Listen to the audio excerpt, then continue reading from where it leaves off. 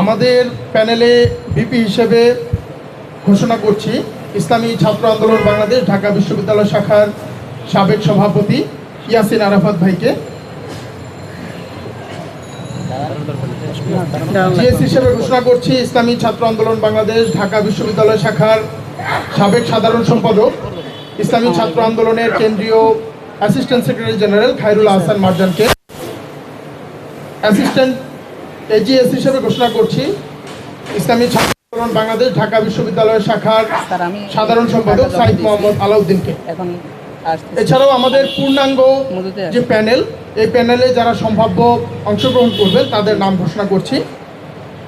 আবু বকর শিক্ষা ও গবেষণা, Mohammad Ali Islamic studies বিভাগ, আব্দুর রহমান মাহফুজ ইসলামিক স্টাডিজ বিভাগ, প্লাবন আহমেদ ট্রিপলি, Juraira Akter molecular science, Ilias Talukdar IEB, Mainul Islam ইসলামের ইতিহাস, ইয়াসিন আরাফাত সমাজবিজ্ঞান, ইমরান হোসেন ব্যাংকিং, ইসমাইল হোসেন ইসলামের ইতিহাস, সাব্বির আহমদ ইতিহাস, মানসুরুল হক শান্ত ফিন্যান্স, মোসাম্মদ হাবিবা ভাষাবিজ্ঞান, শাহরিয়ার জাবির আইন, ওমর ফারুক ইসলামিক স্টাডিজ, আফজাল হোসেন সিয়াম আরবি, নুরুল জান্নাত মান্না আরবি, Ikramul Kabir Islamic studies, Mohammad Riyad OSL, Arif Mahmud Russell Islamic studies, Rezaul Karim আরবি, Irfan Mohammad journalism, Zakia moon printing and publication,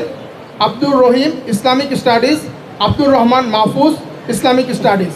আমাদের প্রস্তুতির অংশ হিসেবে আমরা আমাদের এই প্যানেল ঘোষণা করলাম। তবে জুলাইয়ের চেতনাকে ধারণ করে শিক্ষার্থীদের বৃহত্তর স্বার্থে প্রয়োজনে ঐক্যবদ্ধভাবে নির্বাচনে অংশ নিতেও আলোচনার সুযোগ আছে বলে মনে করে ইসলামী ছাত্র আন্দোলন বাংলাদেশ।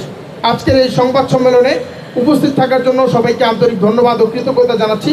আসসালামু আলাইকুম।